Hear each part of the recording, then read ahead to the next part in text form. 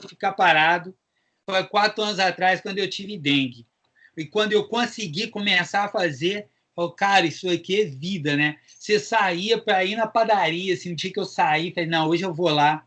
Pô, fui. Às vezes você tá com outra coisa, já aconteceu comigo. Quando eu era moleque, às vezes estava com febre. Eu lembro uma vez, eu era moleque, cara, eu tô lá no bairro, um sol de rachar, e eu com um febrão doido, eu vendo a molecada brincar na rua. Falo, cara, eu não vou ficar aqui não. Eu levantei e fui, comecei a correr, aí estourou um cano, o cano me molhou todo. Caraca, acabou minha febre, eu sarei, foi maravilhoso, eu precisava era disso. É. Mas, Juliano, você me perguntou se você lembrava de alguma história assim, interessante que é para contar, né? Eu tive a oportunidade, quando eu jogava handball, de jogar fora de Juiz de Fora. Eu fui jogar várias vezes no campeonato em São Paulo, que é os jogos regionais lá, os jogos regionais, depois tem os jogos abertos. Uhum. E eu sempre ia para lá jogar por algum time lá. Joguei por Indaiatuba, por Salto, e a gente ia nas férias de julho para esse campeonato. Lá eu tive convite para jogar em uma equipe americana, que era uma equipe muito boa, que jogava torneio nacional e tudo. E na época, eu estava no primeiro período de faculdade, e Juiz de Fora só tinha faculdade federal, você não tinha muita oportunidade. A gente é criado, né, para estudar, passar no vestibular, casar, ter filho, né? Você tem que ter aquele roteirinho, né? Eu pensava assim, nossa, mas se eu vier aqui jogar aqui, eu vou. Como é que eu vou fazer com a faculdade, né? Vou perder, você perde a vaga se você não tiver completado pelo menos o primeiro período, né? Eu ia ter que Uhum. largar no primeiro período. Eu falei, não vou. Código de faculdade de educação física, hoje tem uma em cada esquina, você faz até por correspondência. Não fui. Mas aí depois eu tive a oportunidade também, acho que foi até antes dessa situação. Eu tive a oportunidade de jogar em Vila Velha também, eu não quis. Porque aí você vê só o lado glamuroso de ser atleta, mas o perrengue ninguém fala, né? Não, vou jogar numa equipe foda lá de Vila Velha. Aí minha amiga que treinava comigo foi. Ela morava debaixo da arquibancada, num cubículo, não tinha nem guarda-roupa, a mochila ficava no chão, as roupas dela ficavam dentro da mala, num quartinho debaixo da arquibancada. Tomava banho frio. E aí você vê assim, né? A gente aparece só o glamour, mas os perrengues acho que ninguém conta, né? Ninguém fala. E essa menina chegou até a pegar a seleção brasileira depois, mas comeu pão de água amassou lá. E eu fui para a seleção, como é que fala? Uma peneira da seleção mineira, com 15 anos. Eu fui para essa peneira, ia sair de uma realidade aqui, cheguei lá, eu tinha treino de manhã, de tarde, de noite, 7 dias, durante 7 dias, de manhã, de tarde, de noite. Eu me acabei, Juliana, eu virei um lixo, eu acho que eu perdi 5 quilos lá. Que isso? É desumano. Uma menina de 15 anos treinava 3, 4 vezes por semana, né? Um treino. Eu treinava de manhã, de tarde, de noite. Chegou no último dia, eu tava com febre. Sim, Febrão mesmo, muita acabou com a minha doideira, né? imunidade. É muito Doideira. despreparo, mano. Aí eu fui convocada para ir jogar os jogos lá em João Pessoa. A gente ia jogar os jogos abertos, representando Minas Gerais em João Pessoa. Aí eu tinha que vir para casa, ajeitar minhas coisas, ficava uns dias aqui e voltava para lá. Febre, febre, febre, febre. Eu não vou. O cara era um ignorante, sabe? Depois eu fiquei sabendo pelas meninas lá que deu confusão. Uma menina deu um tapa na cara do mesmo time, Uhum. do time de Minas Gerais, deu um tapa na cara da outra. Então, assim, eu acho que eu me livrei de uma. Mas ali eu criei meio que um bloqueio, um trauma, sabe? De, de ver um lado do atleta muito ruim, sabe? Eu falei, isso não é para mim. Para mim tem que ser atleta amador mesmo, porque eu não vou me sujeitar a esse tipo de coisa, né? Não vou me sujeitar a passar por isso e tudo. E ali eu vi que não ia abrir mão da minha vida normal para arriscar, ainda mais no handball, que é um esporte que nunca deu dinheiro, né? Nunca deu futuro, assim. Hoje está um pouco melhor, mas na minha época era vergonhoso, né? O que se pagava para um atleta de alto nível. Mas Você só para vê, falar, assim, que é importante quem deseja, né, seguir nesse caminho de atleta, tem que comer muito feijão com arroz para você conseguir chegar num patamar que te dê um conforto, né, te dê uma estrutura legal. o funil é muito pequeno, infelizmente, né, Marley? Porque, assim, poderiam ser bem tratados, poderia ter um investimento realmente no esporte. A gente não tem esse retorno dentro do esporte em si. Então, parece que o atleta é obrigado a se sujeitar às piores coisas para poder passar por aquilo. Eu fiz uma entrevista com duas medalhistas olímpicas, né? A Rosemar Coelho Neto e a Thaisa Preste, as duas do revezamento 4x100 lá em 2008. Até esse final de semana eu bati outro papo com a Rosemar de novo. E com a Thaisa Preste, ela saiu... A Rosemar teve as duas, elas têm uma história de vida totalmente diferente. A Rosemar saiu de uma cidade pequena e ela foi conquistando e tal, e ela passou por muitas dificuldades ali. A Thaisa era filha do Zé Sérgio, jogador de futebol, foi morar no Japão, estudou no Japão, voltou para cá, estudava numa escola, Marlon. Ela voltou para estudar numa escola, que a escola dela tinha pista de atletismo, piscina coberta, tinha tudo. Tudo. Hoje em dia, ela falou que até a academia de musculação tem na escola. E aí eu falei com a Thaís, Thaís, ainda bem, você é o exemplo que, se for bem estruturado, que o atleta não precisa comer o pão que o diabo amassou, não. Ele pode, sim, ter uma vida boa, um bom estudo, boas oportunidades e ser um atleta de alto nível e ser vencedor. Porque fica parecendo que só vai ser vencedor se você for pisado, achincalhado, e aí vai sobrando e vai escapando. Não.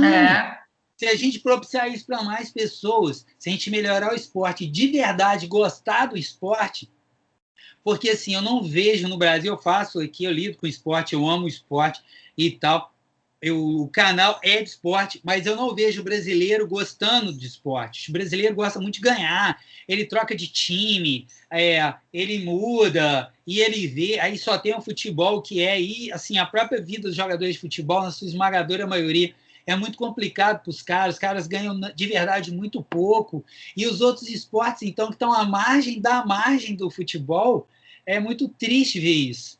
Então, foi legal esse seu depoimento, e muita gente que está vendo pode ter certeza, mesmo tendo mudado alguma realidade em algum ponto, muitas dessas coisas continuam da mesma maneira até hoje. Igual você falou aí, total despreparo de conhecimento fisiológico, de botar crianças, né, de 15 anos, treinar de manhã, de tarde, de noite, e outra, com treinamento que o pessoal via de adulto, de pesado, e às vezes até de equipes masculinas.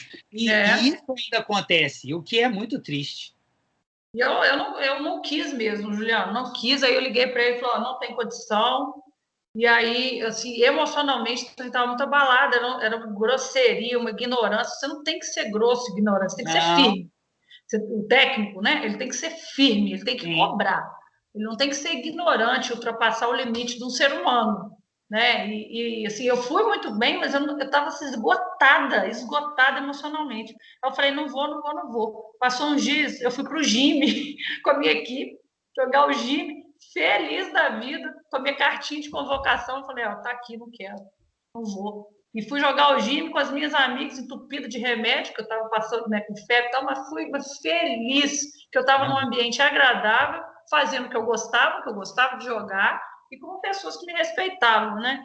Então, eu acho que isso vai muito da personalidade, e não é o que você falou, não é achar que porque é atleta, ele tem que aceitar qualquer coisa e virar, sabe, ser achincalhado pelos outros. Não é assim, não, tem que ter respeito, né? Eu concordo plenamente com o que você falou. E o técnico, a pessoa que lida, ele vai demonstrar que ele vai ter uma autoridade se ele demonstrar conhecimento. Se a pessoa tem dúvidas se ela tem o conhecimento ou não, ela vai ser autoritária, que é outra coisa totalmente diferente. Você vai ter uma autoridade formal e uma ascendência sobre o grupo, mostrando que você conhece o que você está treinando ali. Os jogadores vão olhar para você e falar, cara, esse cara é diferente, pô, esse treinador conhece. Pô, olha só, eu nunca vi isso, e por quê? Aí você explica e tal. Bom, você não precisa gritar com ninguém, você não precisa ser mal educado com ninguém, você vai respeitar o ser humano e vai fazer daquele momento as pessoas te respeitarem pelo que você é, pelo que você conhece, que você faz. E não porque você quer impor algo de forma artificial. E isso é em tudo, Mário. Você está lá, chefe de departamento, você está liderando. Você sabe que você tem que demonstrar assim, fazendo, mostrando que você conhece, estando do lado da pessoa, aí as pessoas vão te olhar dessa maneira também. Né? Quando é de uma outra maneira, tem que ser imposto, tem que ser daquele jeito, cara, aí perde totalmente a autoridade e ascendência sobre as pessoas que estão ali, né? A verdadeira liderança não tem esse tipo de atitude, não, né? De impor pela força ou pela brutalidade, né, das palavras. Ô, Juliano, você falou uma coisa bacana, que é sobre a estrutura do esporte no Brasil, né? Eu penso muito parecido com você. A gente não tem uma estrutura, né? A gente não tem uma estrutura de treinamento para a gente atingir o alto nível e, por exemplo, chegar nas Olimpíadas e ter um número expressivo de atletas, né, de alto nível. Você vê que quem são os medalhistas são iniciativas isoladas, né, Juliano? São iniciativas isoladas, mas que não tiveram uma estrutura. A gente teve o vôlei aí que foi dominante durante muito tempo, tinha que ter aproveitado esse período, né, para a gente poder investir na base, e você vê Juiz de Fora é um exemplo. Já formou atletas olímpicos e hoje o vôlei praticamente acabou, né? Agora que está retomando com alguma iniciativa ainda meio tímida. A gente não tem, eu acho que a formação de um atleta olímpico começa, acho não tenho certeza, começa na educação física escolar. Se a gente não estrutura a educação física escolar, a gente não tem depois para onde mandar os meninos que se destacam. Não tem clube, não tem escolinha gratuita para esses meninos. A gente nunca vai sair de onde a gente está, né? No cenário esportivo nacional. Não. E assim, aí vão ser iniciativas isoladas, como você falou, vão ter alguns locais, algumas cidades, algumas regiões do país que têm uma visão diferente sobre isso, e dali, às vezes, é um núcleo de um determinado esporte, por exemplo, Franca com basquete, você pega lá Ourinhos, eu acho que com hóquei sobre patins, você começa a pegar essas coisas muito isoladas. Então, porque acaba virando uma tradição naquela região, naquela cidade. De fato, a gente tem que ter uma outra visão. Mas, para isso, a gente precisava mais de uma retroalimentação esportiva. E a gente também não tem isso, né? Então, assim, a gente fica falando, mostrando, vamos fazer o nosso trabalho da melhor maneira para que a gente possa propiciar as pessoas de praticarem o esporte que dê prazer a elas, porque o grosso do esporte é todo mundo que pratica ele. Não, quando a gente vê uma seleção, uma equipe profissional, uma seleção, então é a pontinha da pontinha do iceberg. E alguns esportes, eles, sabe, o próprio futebol mesmo, antes para a gente jogar bola era muito tranquilo. Você jogava futebol, você conseguia marcar pelado, se você pudesse ter tempo para jogar, você jogava 2, 3 vezes na semana. Hoje você marcar a pelada uma vez na semana, isso aqui, ó, porque aí no fulano não pode, porque aí o pessoal começa a ficar mais velho, o povo não aguenta mais jogar. Eu vejo, assim, às vezes as pessoas têm... eu tô 44 anos, eu vejo as pessoas que são mais ou menos da minha idade, eu vejo gente, cara, aí a pessoa tá com dor aqui, dor ali, ela não faz mais nada. E aquela molecada, eles não tiveram a infância que nós tivemos. Eles não praticam o esporte. E quando você pega outros esportes, mais difícil ainda. Você vê raramente quando é que você é malha. Você vai, não, meninas, vamos jogar um handball? Acho que para você vai ter que procurar lá atrás quem jogava com você. Mas se você for ver, talvez você não vai conseguir ninguém. Você não vai conseguir o número de pessoas para bater uma pelada ali de handball. Não vai. É difícil. É difícil, sim. E a cultura está mudando muito também, né? As novas gerações, elas não têm tanto interesse pelo esporte como a gente tinha. A gente não tinha muita opção, né, Juliana? Eu passava o dia inteiro na escola. Eu ia para lá e aí eu jogava vôlei, basquete, handebol e futsal. Além de treinar no time da cidade. Eu falo, meu dia tinha 36 horas, não é possível. Porque eu treinava o dia inteiro, ainda tinha nota boa e ainda namorava e ainda sobrava tempo. Hoje... Mas não tinha o maldito celular, né, Juliano? Não tinha o maldito celular, não. Hein? Você ia ficar encaixonado fazer, então você se ocupava de outras formas, né? Hoje os meninos têm muita distração e muita função de coisas que eles gostam naturalmente, né? Mas que concorrem muito com o esporte. Eu vejo pelo meu menino de 12 anos, né? Ele gosta do celular e às vezes prefere ficar ali assistindo alguma coisa no celular do que fazer algum esporte, né? Sim. E aí que tá, né, Mari? Por isso que o esporte tem que ser trabalhado de uma forma mais moderna, ainda mais lúdica, você tem que atrair. Porque você vai competir com a tecnologia, cara, a tecnologia tá aí para ajudar a gente. Tem um ditado chinês que fala que a mesma chave que abre a porta do inferno abre a porta do céu. Depende da porta que você quer abrir. Beleza, a tecnologia é show. Agora eu vou usar ela como? Né? Eu vou usar ela de que maneira? Eu vou usar ela bem usada, vou usar ela a meu favor. E, inclusive, até para dar treino, para estimular as crianças a fazer uma atividade física e tudo mais. E não chegando lá também, aí, vamos lá, ó, fila aí, pula aqui, pula ali, nada contra isso. Eu acho que isso faz parte também. Mas se o treino for assim todo dia, o menino, a menina não vai voltar. Se eu vou treinar lá basquete, eu não tentar arremessar, não fizer uma cesta, se eu não for lá meter uma bola na rede, alguma coisa assim, se aquilo ali, se eu não estimulei ele, se eu coloquei aquela pulguinha atrás da orelha dele ou dela ali, ó, poxa, não, legal, vou voltar. E às vezes os pais também, eles têm, eu falo isso muito com os pais que eu tenho na escolinha de futsal que eu tenho, mas que a gente está parado desde quando começou a quarentena, cara, no começo, a criança, ela vai lutar contra você porque ela vai acordar cedo, ela não quer acordar, ela não quer vir. Se você perseverar um pouco, ele não vai querer mais ficar sem. Isso acontece sempre, sempre, sempre. E isso é muito bom, porque aí você vê a criança ativa. Eu vejo mães falando, não, Juliano, pô, tá fazendo muita falta pro meu menino. Nossa, ele não tá jogando, ele só tá engordando e ele tá fazendo outras coisas e tal. Mas é isso. A gente fica meio saudosista, né, Juliana? A gente sabe, entende, né, que as coisas evoluem, mudam, né? Normal, natural, a gente se adapta. Mas Sim. em alguns aspectos, né, eu acho que a gente fica saudosista das oportunidades que a gente teve. Claro que a gente não teve muitas oportunidades do que as novas gerações hoje elas têm, a oportunidade de informação que eles têm, não tem comparação. Eles têm acesso à informação o tempo inteiro sobre qualquer assunto. Nossa, a gente tinha que fazer pesquisa em enciclopédia, pelo amor de Deus. Era muito limitado o nosso universo, né? Muito limitado.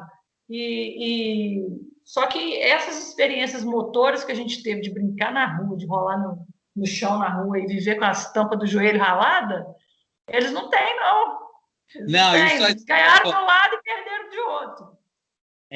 Então, eu acho que dá para fazer as duas coisas. Eu acho que tem pais que conseguem ainda lidar com os filhos deles fazendo essas duas coisas. A criança consegue mexer e lidar ali com a tecnologia e, ao mesmo tempo, ela corre, ela brinca, ela tem uma vida esportiva ou lúdica, de uma forma de jogos e brincadeiras bem saudável.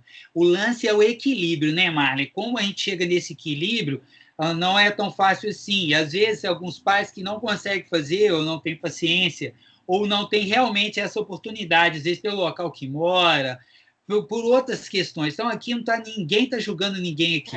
Claro. Né? É só assim, tentar propiciar isso. Aqueles que conseguem propiciar isso, eles acabam dando oportunidade para os filhos muito maior. Porque imagina, Marli, assim, eu não sei, mas eu creio que se você tivesse, naquela época, as oportunidades de informação que tem agora, mas sendo mostrado para você o esporte, o prazer que ele trouxe para você, eu tenho certeza que seu dia ia continuar tendo aquelas 36 horas e você ia arrumar um tempo também para a mídia, para a rede social, mas você não ia deixar de topar o joelho, de bater. Às vezes a gente fala, cara, eu joguei videogame, era o Atari. Aí vai falar, pô, é muito diferente. Tudo bem, mas era o que tinha na época. Mas eu não deixava de brincar para jogar videogame. Eu jogava videogame na hora que de noite ou muito cedo, sei lá. Gostava de brincar de videogame também. Mas, cara, isso não me segurava. Eu acho que tem muita criança que ainda não segura. A gente não pode deixar morrer aquela picadinha do esporte, sabe, do suor, você correr, e você tá jogando uma bola ali, aí, naquele horário que a luz já baixou, que tá aquele monte de pernilongo batendo na tua cara, assim, você correndo, e com chuva você dando um carrinho lá na poça d'água, sabe? Isso a gente não pode deixar morrer. A gente tem que, se isso ser saudosista, então a gente tem que ser saudosista nesse ponto e contar essa história e fomentar isso. Juliano, eu vejo também que às vezes é difícil, porque tem muitas famílias que não têm o hábito de praticar esporte. E o que arrasta mesmo é o exemplo. Não adianta você falar para o seu filho que ele tem que fazer esporte se você é sedentário, né? Então, às vezes, choca, eu acho, muito nisso. Porque aqui em casa a gente respira exercício, né? E mesmo assim a gente tem dificuldade às vezes com os meninos, né? A gente respira exercício, meu marido também faz exercício quase todo dia, e então os meninos veem a gente fazendo. Então ajuda, ajuda. Não soluciona o problema, não, mas eu acho que fica mais fácil. E eu ainda acho, eu defendo muito que a educação física escolar, para mim, ainda o papel dela é fundamental nessa conquista desses hábitos saudáveis, sabe? Eu tenho um quê meio de higienista aqui na minha Não, concepção de eu educação acho que não física. é higienista, não, Mário. Eu acho que eu concordo com você. Outro dia eu estava falando com o Virgílio, aí a gente entrou nesse assunto, aí eu dei o exemplo do Japão, que é um lugar mais sem espaço e que é propiciado a tecnologia no Japão há quanto tempo, cara? E olha o Japão. Pô, o Japão chegou aqui com uma seleção que batia aqui na seleção brasileira de basquete e enfiou 20 pontos. A seleção de handebol masculina brasileira, pô, os caras vão cumprimentar, o japonês passa e pula. Pô, o Japão, mas ganhou com 7, 8 bolas de diferença. Quem joga handebol sabe. Você fez oito bolas ali no outro, é muita diferença. Você começa a trocar gol quando você quer, você vai lá, bota 2 a mais, entendeu? E olha só, sabe? Ah, não estou aqui defendendo a sociedade diferente.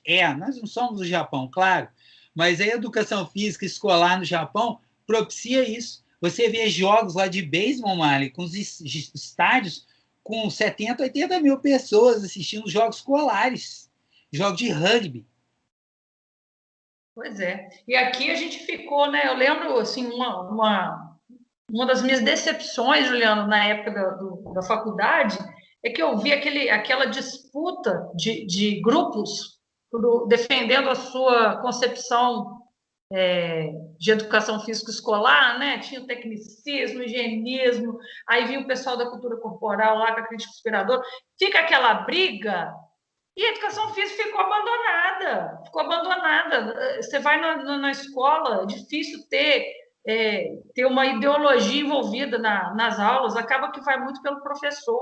O professor dá aula do jeito que ele quer, dependendo Sim. do lugar que você está. Se o professor é bom, a educação física vai ser boa. Se o professor quiser rolar a bola, vai rolar a bola. E a educação física, a gente está só perdendo o número de aulas, né? Diminuindo o número de aulas, diminuindo a obrigatoriedade. Eu acho que a sociedade é que está perdendo, sabe? Nessa briga de egos aí, de concepções, né? De quem que está certo, quem que está errado. Eu acho que... E uma coisa que não entrava na minha cabeça, mesmo, acho que você tinha o mesmo pensamento na época, era que se tem essa concepção aqui, cara, tá bom, mas ela tem que ser assim. Pô, mas isso aqui, dessa concepção, é legal. Essa aqui é legal. Por que a gente não pode sentar e pegar o que é bom, que realmente vai fazer o negócio evoluir e fazer? Aí entra muito dentro do que é o professor, né? Então, por isso que eu te falava que eu fazia um plano de aula aqui, e fazia um outro. E, mas na cara, prática é o que acontece. Na prática não é o que acontece.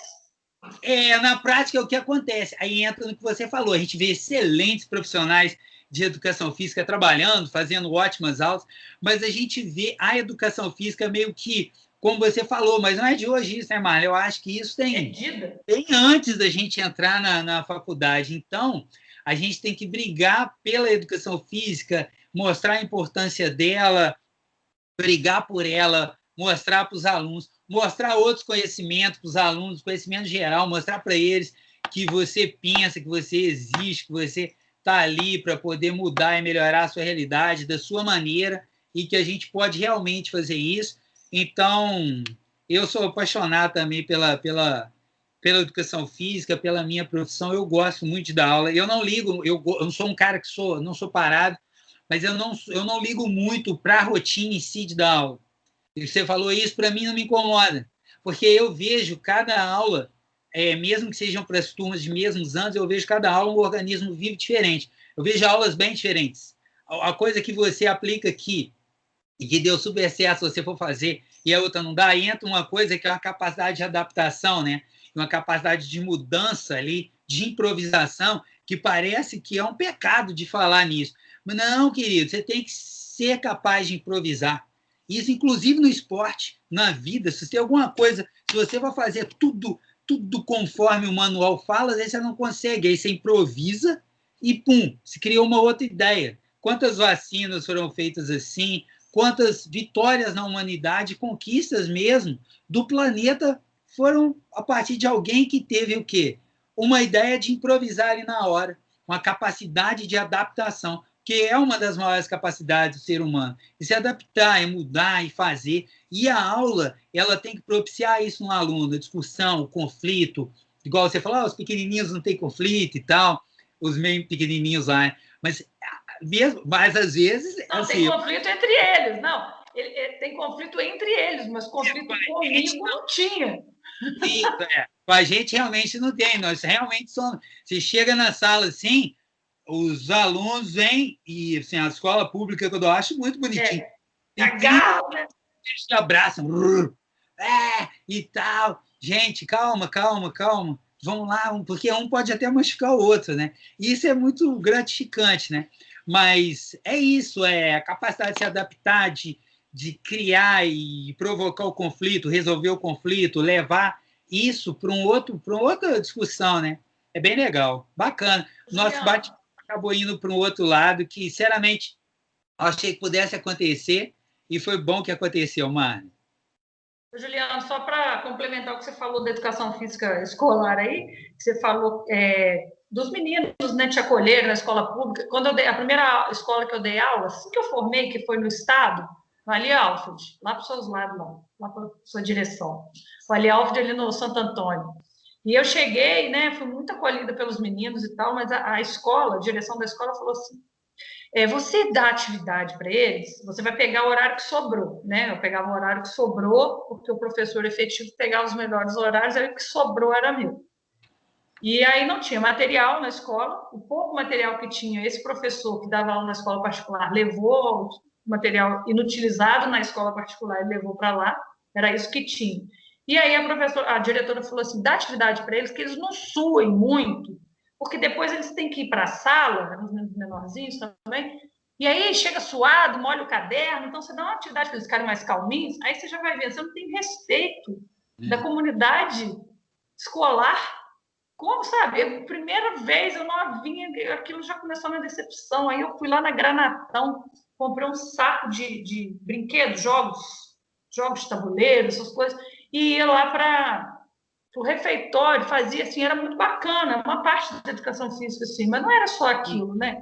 Sim. Aí lá pelas tantas, eu falei, quer saber? O problema é deles, se eles estão suados, eles que compram toalha, eu vou dar a aula que eu tenho que dar. Entendeu? Sim. E aí eu fui dar aula e falei, isso tá, vamos. Aí eu levava todo no banheiro para lavar a mão bonitinho. Mas assim, a gente é desrespeitado, tem que ficar se querendo vender o nosso peixe o tempo inteiro para conseguir fazer um bom trabalho. Eu acho que isso é que está muito errado, sabe? Isso, aquele conselho que eu te dei lá na faculdade, eu dei o conselho da faculdade, que eu acho que na faculdade poderia caber, mas eu nunca apliquei na prática. Eu fiz isso na faculdade, mas eu nunca apliquei isso na prática dando aula. Quando tinha alguma coisa desse jeito, e nunca fiz. Não. E pronto. E vou fazer do jeito que tem que fazer e acabou. Não tem essa. E aí depois as pessoas começam a olhar você de outra maneira. Porque se você... Te respeitar, começa a te respeitar. Exato. Porque assim, e tiver que quebrar o pau, quebre o pau. Quebre o pau numa reunião, quebre o pau com o que você tem que fazer ali para você dar a sua aula, quebre o pau, porque é assim que você vai conseguir ter o respeito e mostrar que você pode dar aula, que o seu conteúdo é muito importante. Qual o conteúdo que trabalha, que a educação física trabalha, Mari? A gente trabalha situações muito distintas dos outros conteúdos, que todos são importantes, mas eu acho que os outros conteúdos poderiam se mirar muito mais também na parte lúdica da coisa, tirar a criança o conhecimento do adolescente, da criança, ia ficar muito mais solidificado. Eu nem gosto de usar essa palavra, hoje em dia eu uso mais a palavra fluida, né? Capacidade de ser fluido, de conhecer, de se adaptar, de entender, do que ficar igual assim. Hoje eu estava vendo um vídeo do João Batista Freire, que eu acho sensacional. Ele fala, cara, olha quantos anos, você fica 12 anos da sua vida num espaço de uma carteira de 90 centímetros, sentado. E aí, ele falando do confinamento, ele falou que o confinamento agora nas aulas online, ele é muito menor do que o confinamento que as crianças têm historicamente sentadas na sala de aula, que foi feita de uma maneira que lembra uma prisão, porque o professor fica lá dentro. Eu acho muito legal, Mário, eu dando aula principalmente para os pequenininhos, e às vezes a gente dá aula em sala. Eu gosto de dar aula também em sala, eu trabalho em outras situações em sala, e às vezes a gente realmente não dá, porque quadra não tá tudo molhado, e algumas vezes eu fico em sala, trabalhando em outros aspectos. E às vezes eu não fico lá na frente, eu não consigo ficar parado também, eu sento lá atrás. Aí as crianças ficam incomodadas, porque as crianças não estão acostumadas com isso. Aí elas ficam olhando assim, o que você está fazendo aí? Eu falei, não, eu sou aluno também, e tal. Você criar isso, eu acho legal, é interessante. Então, isso que você falou é algo que é desanimador, né? Às vezes você chega e, às vezes, porque você confronta, você tem uma... Isso aconteceu uma vez comigo no Estado. Eu falava, às vezes na reunião dos professores, a reunião não desembolava, e aí eu comecei a levar um tabuleiro de xadrez na hora da reunião. Aí eu botava o tabuleiro de xadrez, assim, ensinei o professor de física a jogar xadrez. Na hora da reunião, jogava xadrez. E aí eu quebrava o pau com a direção, por quê? Aí, não, mas você vem. Falei, não, eu só falo assim com você. Todo mundo aqui fica falando, chega aqui, ninguém fala nada. Pô, vocês falam de shampoo, cara. Eu não entendo nada de shampoo, ainda mais eu. Eu estou aqui para falar reunião, vamos ser objetivos, vamos fazer reunião. Agora, entendeu? Aí todo mundo ficava quieto e tal. A gente tem, nesse caso, aquele conselho não vale. Eu acho que na faculdade vale se você tem noção que a pessoa está falando lá é uma besteira, que ele está dentro do mundo fechadinho, hermético, um quadradinho, e que tem que ser daquele jeito. Tá bom, irmão, eu entendi que para você tem que ser desse jeito. Tá bom, tua prova, mesmo que seja a minha opinião, mas a minha opinião, na verdade, era assim, né? Qual é a minha opinião, mas a do professor? Beleza, eu respondi assim. Aí pronto. Porque, cara, aquela prova ali, para mim, nesse sentido, não ia fazer diferença nenhuma. Tá? Foi legal. Você falou eu sei que nós já estamos extrapolando nosso tempo aí. Não. Eu não estou querendo. Já parece que várias vezes eu cortei a você e quero não, Marli. Por mim tá de boa. Depois você corta. Depois você edita e corta. Não vou editar nada. Eu acho que eu posso dividir a entrevista em duas. Mas eu não vou cortar nada. Mas você estava falando assim, da importância da educação física escolar. Os conteúdos teóricos das outras matérias, você esquece. Mas o que você aprende para a vida na educação física escolar, você leva para o resto da vida. Né? Você pode esquecer uma fórmula lá de matemática, você pode esquecer a definição de qualquer coisa lá em ciências. Isso vai sumindo, né? Vai sumindo da sua cabeça, vai diluindo com o passar dos anos. Mas os princípios que você aprende ali, a vivência que você tem na educação física, ela é muito próxima, muito mais próxima da realidade que você vai encontrar, inclusive na vida, no mercado de trabalho, né? A competição, a liderança. Isso as outras disciplinas não conseguem, ainda não conseguem trabalhar porque estão muito presas ao conteúdo teórico. Então, o menino fica só sentado ali estudando e fazendo exercício, enquanto na educação física você está aprendendo coisa que você vai usar.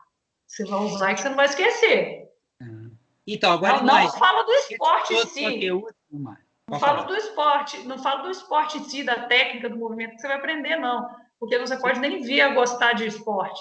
Mas essas vivências que você tem, que o esporte te proporciona, isso marca a vida da gente para o resto da vida. Sim. Eu costumo falar com os alunos de ensino médio, que aí chega no ensino médio, muitos alunos acabam deixando até de fazer educação física, infelizmente. Por mais que você mostre, você explique, fala que é importante tudo, mas eu costumo falar que meu objetivo é fazer com que a pessoa ela se conheça melhor e que ela consiga entender que ela vai precisar de uma atividade física, que ela descubra a atividade física que ela ame e que ela consiga levar aquilo para o resto da vida. Às vezes ela pode não gostar da minha aula, eu posso diversificar ao máximo, mas nada que eu fiz ali ela se encontrou. Mas ela sai dali, ela faz uma musculação, ela vai para sempre fazer uma musculação, ela vai sempre fazer um crossfit, ela vai sempre fazer uma corrida, uma outra atividade. Ótimo, eu costumo dizer que meu objetivo foi alcançado, porque era isso que a gente queria também. Eu penso que as outras disciplinas, se elas começassem a sair um pouco do espaço da sala de aula e elas fossem mais para a rua, por exemplo, trabalhar... A prática, né? Você trabalhar e numa caverna, você procurar um local dentro da sua cidade, numa caverna ou perto de uma represa, ou usando a natureza, e assim... eu com certeza esse conhecimento ele ia ficar ali para a pessoa, porque assim, rapidamente falar, nunca mais eu vou usar isso. Não, você não pode pensar assim, não. Você tem que pensar que é um conhecimento, você vai aprender. Porque assim, na física, eu nunca mais vou usar aquilo na física. Beleza, mas para que você já vai com esse preconceito, você nunca vai usar aquilo? Cara, aprende, pô, que mal que tem se aprender isso.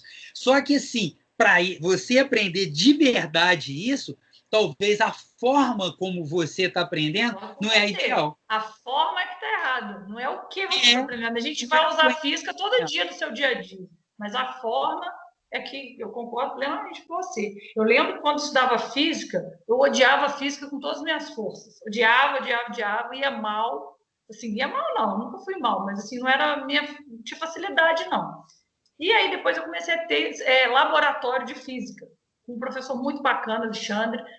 E no laboratório, eu falei, isso é lindo! Eu comecei a entender, porque eu vi o negócio ali na prática. Eles levavam a gente para cima da torre e jogavam esfera lá da torre, e a gente tinha que medir quanto tempo que a esfera demorava para cair lá embaixo. Aí a gente viveu aquilo na prática e o negócio mudou de cara para mim. Né? Eu acho que a gente está muito agarrado, muito atrasado ainda. Tem escola até hoje escrevendo no quadro, ela não copiando. Isso não existe, né, Juliana? Não. Então, acho que você falou isso, a forma como é ensinado está fora da realidade. Eu tenho um grande amigo, sou padrinho de casamento dele, Gustavo Ferreira, tem até um vídeo aí no canal, e ele é professor de física, eu falo com ele que ele é um professor de física, na verdade, humanas. Eu tenho até um canal com ele, JG Comics, sabe aquele que você falou que seu filho ia gostar? De anime. De anime, de desenho, de tal. E ele é um cara que pensa física, sim. Até o trabalho dele agora de mestrado é em cima disso. Então, ele pegou lá uma história de super-heróis e ele estudando física em cima daquilo ali. Saindo bem da caixinha, eu acho legal. Eu acho essas iniciativas são muito boas. As pessoas estarem presas às coisas, porque tem pessoas que não querem dar o braço a torcer, não querem expandir a mente delas. Né? É muito bom você trabalhar com pessoas que não pensam assim. Eu tenho vários colegas, amigos meus, que dão aula comigo lá no Colégio Futuro, que é um colégio, eu dou aula na escola pública, o Coronel Souza, em Bicas, e o Colégio Futuro, que é uma escola ótima, uma escola particular. O Coronel Souza também é ótimo.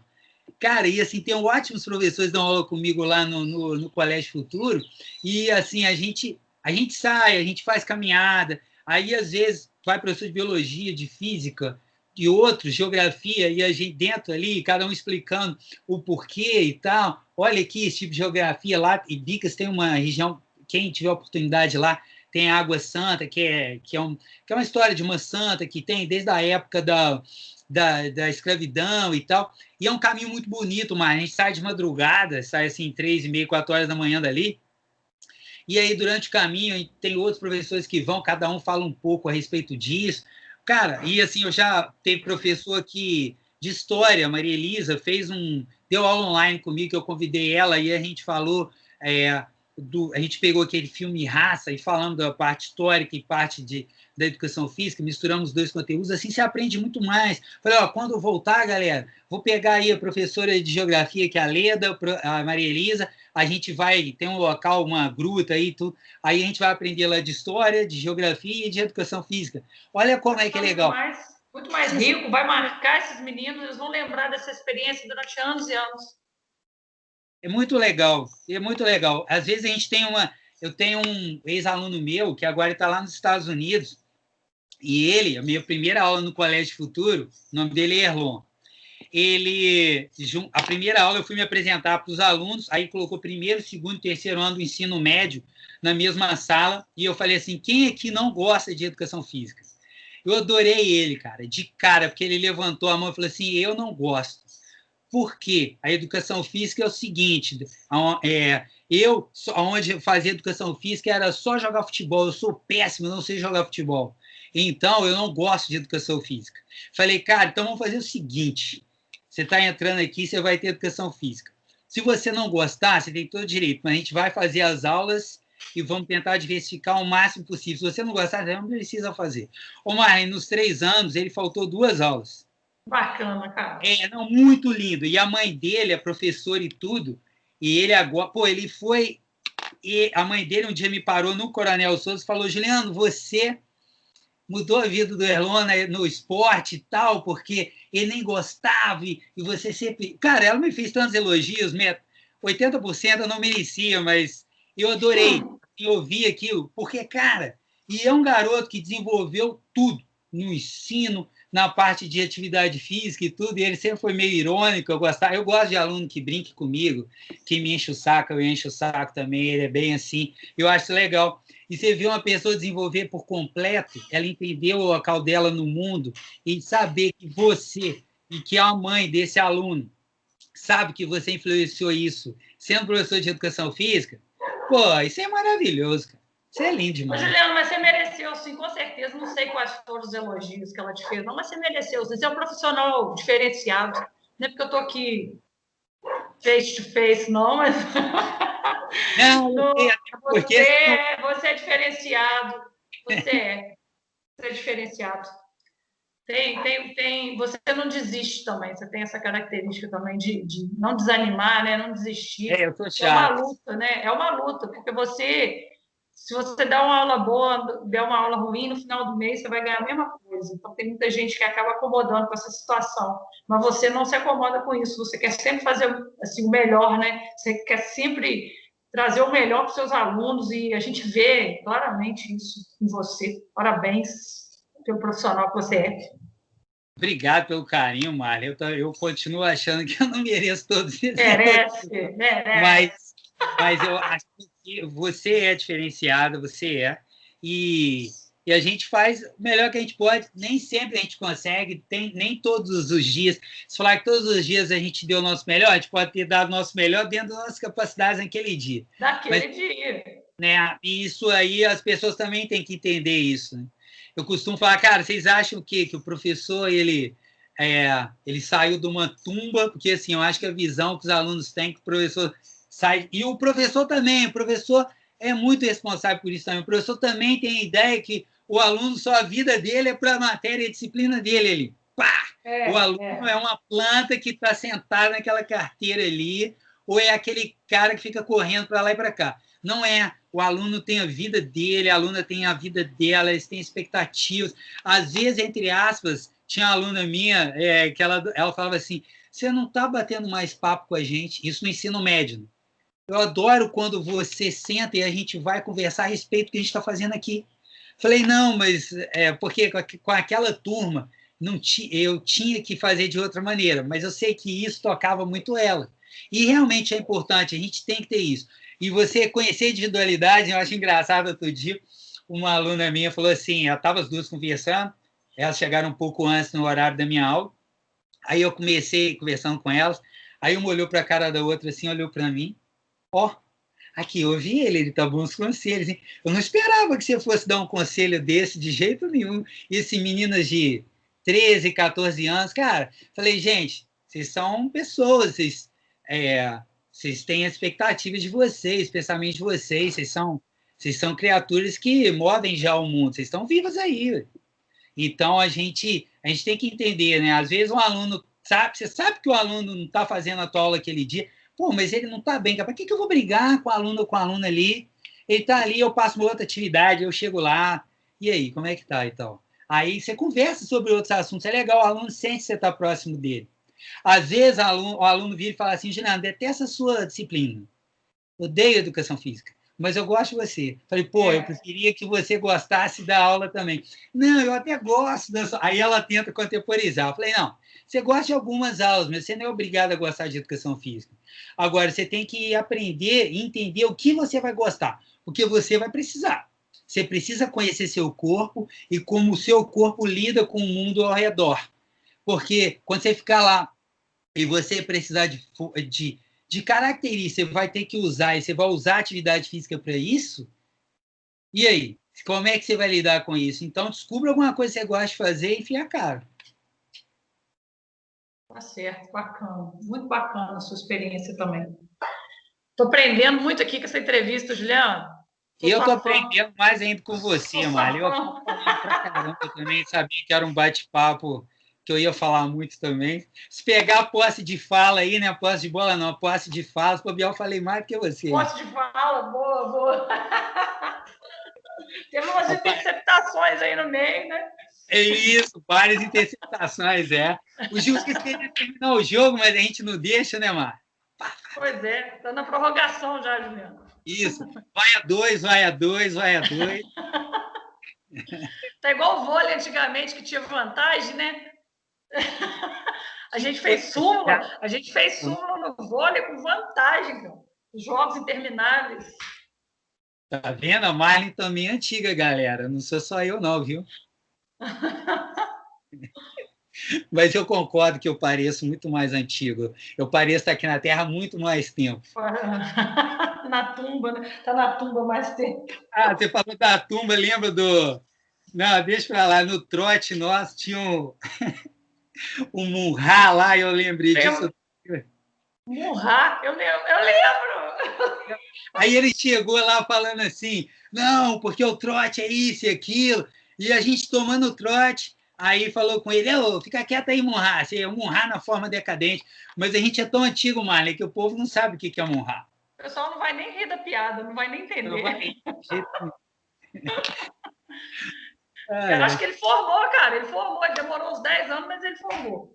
10 ou mais, hein? 10 ou mais. Mas ele formou. É gente boa, gente boa. Gente boa demais, que é isso. Muita gente boa, com certeza. Nossa turma era muito boa, né, Juliana? Nossa turma era legal. Nossa turma ela não era muito de festa, né? Assim, nossa turma era turma mais de caixão, né? Não era. Mas era assim, era uma turma muito boa. Eu acho que a nossa turma foi excelente, mas era uma turma muito em blocos. Era uma turma que eu gosto muito da turma, eu elogio a turma, acho uma das melhores turmas. Os professores elogiavam muito a gente. E assim, as pessoas também da nossa turma, ótimo, mas a nossa turma era muito. Tinha uns blocos assim, eu costumo panelinha, pode falar. Várias panelinhas, mas eu costumo brincar que eu trafegava sobre umas panelinhas. Você tinha entrado em todas as panelinhas. Eu tinha entrado em todas as panelinhas ali. Então eu conversava aqui, conversava ali. Eu brinco com o Moacir que eu trouxe a ele o convívio humano, que o Moacir ia fazer uma panelinha dele, só ele. Eu vi isso no vídeo. Cara, mas não foi, Marley. Eu olhei para trás, o Moacir não me processa, não, isso é verdade. Eu olhava assim para trás, o Moacir sentava e falei, cara, esse cara parece gente boa. A pessoa não pode ficar sozinha assim. Né? Aí eu comecei a conversar com ele. Né? Pegar aquele bracinho dele, aquele cabeção, vem para cá. Pô, é um cara sensacional, eu gosto muito dele. Às vezes a gente falava assim, cara, vamos chegar discutindo no corredor, assim, um xingando e brigando com o outro, todo mundo vai achar que a gente está brigando. Vamos, velho! Fala, cara, eu tinha 21 anos, você já me chamava de velho. Aí chamava você de velho. Realmente velho, tá certo. Aí a gente chegava brigando, todo mundo ficava olhando, depois a gente saía rindo, era muito legal. Contei a história que botamos num carrinho ali, lá na faculdade de educação, que eles carregavam um livro, tinha uns carrinhos assim, tipo de rolimã, você lembra desses carrinhos que ficavam ali? Você lembra lá? Então, pô, você não lembra, mas o Moacir e eu brincamos muito com esse carrinho ali, mano. Um subia, o outro puxava pelo corredor afora, assim, depois trocava, o outro puxava. Era muito legal. Maturidade, né? Maturidade. Ô, Juliana, vocês contaram um monte de história naquele vídeo lá, sem falar os nomes. Eu queria saber os nomes, cara. Eu queria saber os nomes. Mesmo comentou que foi importante não colocar os nomes. Você sabe os nomes? Não, eu quero saber. Você não precisa falar, não, mas eu quero saber. Eu quero saber Eu quero saber quem ficou correndo atrás do carro. Vocês ficaram andando com o carro e a pessoa correndo. Você sabe quem foi? Foi Eu lembro. o mesmo colega que o professor estava escrevendo no quadro na aula de fisiologia, uma aula que o professor substituiu, era um outro professor, e nessa aula ele substituiu, e aí ele não apagou o quadro, ele rabiscou, igual eu fiz aqui assim, ó. O Jabos é que fala que um dia vai aprender a falar, a escrever árabe, que nem eu. O Jabos tem uma letra bonita, né? Minha letra é horrível. A letra dele sempre foi legal. Aí eu Cara, e o cara, ele tava copiando, foi o mesmo cara aí da carona. Aí, onde o professor riscou, ele riscou também. Aí, o que ele escreveu ali? Aí, eu falei assim, não sei. Aí eu olhei o caderno dele assim, catei o caderno dele, falei, não, aqui. Aí já levei logo, mas assim, o cara riscou. O cara riscou o caderno aqui e tal. Cara, Mário, é demais isso, que é isso? O mesmo cara. E esse cara também escapou uma vez. Eu ajudei ele e um amigo dele. Eles pegaram um atlas de anatomia com um conhecido lá na época. E o cara falou que eles mancharam o atlas. E falou que ia arrebentar os dois. Aí os dois estavam conversando como é que eles iam comprar o atlas de anatomia e dar para o cara. Que o cara, na moral, ele ia pegar o atlas novo, ia devolver aquele para a biblioteca. Eu vi os dois conversando, eu falei, cara, vocês não vão não. Porque se vocês fizerem isso, vocês vão apanhar de mim. Eu vou bater em vocês dois. Eu vou chamar mais uns 3. Nós vamos bater em vocês. Vocês não vão fazer isso não. Pelo amor de Deus. O cara tá passando em a perna, larga de ser cagão. Fala, vou te dar merda nenhuma não. Toma isso aí, pronto. A mesma pessoa. Então, assim, a gente ajuda eles também, Mário. Pô, senão eu pareço. Ô, Juliano, hoje em dia vocês iam ser processados por bullying, com certeza. Cara, mas isso aí, então, isso não é bullying. Você acha que isso é bullying? Juliana, a gente é de outra geração, né? Eu na nossa geração, não achava que era, não. Eu já sofri muito bullying, já fiz também, mas não era bullying, era brincadeira, né? Então, assim. Eu sofri muito bullying. Eu era também. Muito quando era criança. Quando eu fui estudar no Gramber, tinha muita gente que teve rejeição comigo ali. Tem gente que tentou me bater. Aí eu acabei me defendendo e tal, mas, sabe, porque brincava também na rua e tudo, mas eu sofri bastante bullying, sim. E a educação física é um lugar que a gente tem que tomar muito cuidado para poder entender como isso funciona, né, Mari? E dando as aulas. E a gente atuar ali, eu, enquanto professor, a gente brinca muito, e os alunos brincam com a gente brinca com os alunos, nós brincamos, mas saber entender que não tem espaço para discriminar ninguém, o jeito de ninguém e tudo, isso é bem legal também. Né? A inclusão é bacana, a educação física. Juliana, eu sofri bullying. O que me tirou do bullying foi o esporte, porque eu estudava na escola particular, mas eu era bolsista, eu era filho de professor. Então, eu não tinha condição, não teria condição de estudar lá se eu não fosse bolsista. Eu usava o mesmo tênis o ano inteiro, eu só ganhava um tênis no Natal. Então, eu não era patricinha, tinha muita patricinha lá na escola, sim, né? Então, eu sofria bullying, eu era bem jagodes, para te falar a verdade. Eu era bem jagodes. Eu não sei se o pessoal novo vai saber o que é jagodes. Não sabe jagodes, não. Eu era jagodes mesmo, sabe? E muito grande, meio jambrada, já usava óculos, né? Meio aquela coisa de vergonha, né? Muito grandona. Eu era maior do que os meninos, eu cresci muito rápido, né? Hoje não sou tão grande, mas na época eu cresci mais rápido. Meu apelido era Poste. Então, eu sofri. Mas quando eu comecei a jogar handball e comecei a me destacar e treinar infantil, eu fiquei conhecida na escola e aí a partir daí eu fui respeitada. Que aí eu comecei a ter um destaque mesmo, né, no esporte e o bullying acabou. Mesmo porque também acho que eu fiquei muito forte. Acho que eu impunha um respeito também. Mas sim, cara. Fez jiu-jitsu e boxe no México, ela não, hein? Só para não deixar. Não era. No handball, nunca tomei um cartão vermelho na vida, Juliana. Eu era muito disciplinado. Isso, hein, Mari? Nunca tomei um cartão vermelho, nunca fui desqualificada. Eu sabia bater na técnica, na boa, entendeu? Dizem que não, mas eu bato firme nessa tecla aí que eu conseguia fazer a falta dentro da regra, entendeu? Dentro do... Dentro do que era permitido, né, dentro do que era permitido, mas dizem que não. Mas eu acho que é intriga. Intriga. Para falar, eu vou falar de um outro professor que assim também me influenciou muito no Gramberry, que foi o melhor professor que eu tive na minha vida, que com certeza te deu aula também, que é o Edmundo. Ah, Edmundo de História? História, né? Com Isso. certeza. Um dos melhores professores que eu tive na minha O vida também. Edmundo foi o meu melhor professor. O meu melhor professor. Eu pego muita coisa que o Edmundo fazia ali, e uma coisa que eu gostava muito que ele fazia, ele conversava com a turma e ele armava a turma contra ele, cara. Eu adorava aquilo. Eu adorava aquilo. Ele falou assim, uma vez a nossa turma estava meio rebelde lá, a turma era 8M2, porque lá era assim, eram várias turmas, então eu estudei na 6T7, 7M6 e 8T2. Tenho só 3 anos no Gramberry, porque eu também tinha. Meu pai era motorista nos Correios. E na época você podia pagar metade. Então, meu pai pagava metade do valor da mensalidade, em torno disso. Então, aí ele me colocou lá.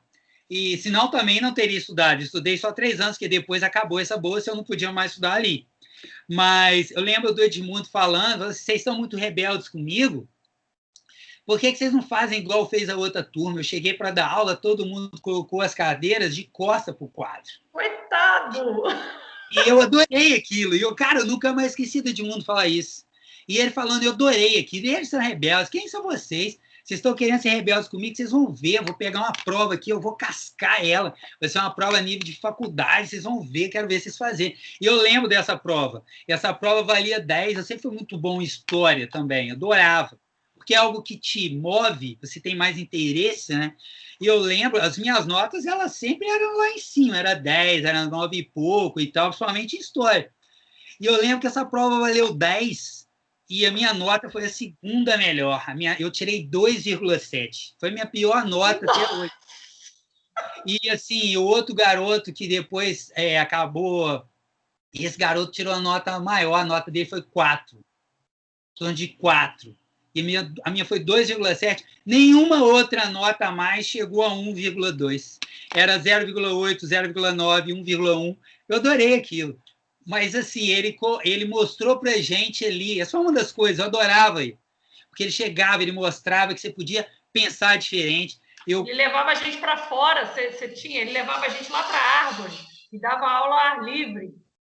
E falava por quê? E ele instigava a gente a pensar, por que a aula tem que ser só dentro de sala? A escola é tão grande, por que a gente não vai ter aula em outro lugar? Aí ele levava a gente para vários lugares da escola, assim, só de sair, a gente já marcou, né? A gente lembra. Sim, exato. E, então, aí assim, a gente falou da educação física em si, mas dá o exemplo do professor de história que, cara, eu adoro o Edmundo, apaixonado no Edmundo. O Edmundo é sensacional. Sempre quando eu posso, eu estou tentando fazer um bate-papo com o Edmundo, mano. Desde que começou, e ele falou, não estou com tempo, eu estou com tempo, e eu estou cobrando entre aspas, conversando com ele, mas uma hora vai sair. Uma hora vai sair, vai ficar legal demais. Bacana, vai sim. Você me manda o link, porque eu sou fã dele. De Eu você também, mas dele também. Pô, eu sou fã, então, também sou seu fã e muito fã do. Ô, Mário, eu acho que agora. Acho que deu, hein? Você quer falar mais Eu, uma né? coisa? Você Não, quer não, Juliana. Ô, Juliana, já tem 2 horas, já tô com a boca seca, minha água já acabou. Exato. Não, eu esqueci até de pegar minha água aqui. Ô, Marlon, então vamos fazer o seguinte, ó, eu vou te convidar para a gente outro dia falar de algum tema mais específico, então, tá bom? Beleza. Você me avisa com 1 mês de antecedência para eu estudar, tá? Isso. Não, aí eu tenho que estudar antes para eu poder arranhar o conhecimento que você vai chegar ali na hora que você estiver apresentando aí. Beleza, Juliana. Obrigada aí. O papo foi ótimo. Papo bom demais. Vamos marcar mais vezes aí, mesmo que não seja para gravar, não seja para o canal, mas é bom a gente conversar com pessoas assim, referência na área igual você é e lembrar umas histórias boas. Foi muito Ah, bom a gente conversar. muito bom, Marlene. Obrigado. Eu faço as suas palavras as minhas. É uma referência. Você também sempre foi, sempre de personalidade. Uma pessoa muito querida, fera mesmo. Quem trabalha contigo, eu sempre que tenho oportunidade, elogio você, falou, a Marley é sensacional, ela é incrível mesmo. Ô, Marley, brigadão, viu? Valeu. Obrigado, um abraço. Bom descanso, já deve ter umas 4 lives agendadas para o dia de hoje aí. Não, hoje tem uma live mesmo, às 19 horas, convido para assistir lá. Não sei se eu estou à altura da live, não, vou até falar que eu não tenho nem roupa para vestir lá para a live que eu fui convidado, mas eu vou fazer o possível. Que chique! Ô, Marley, obrigado, viu? Beijão para você. Beijão para você. Ó, esse aqui eu vou dividir em 2, tá? Então, essa aqui é a segunda parte desse bate-papo com a Marley e, pô, foi bom demais, foi legal pra caramba. Marley, beijão pra você e vamos marcar outros bate-papos de entrevista e fora também, tá bom? Show, valeu. Tchau. Galera, valeu.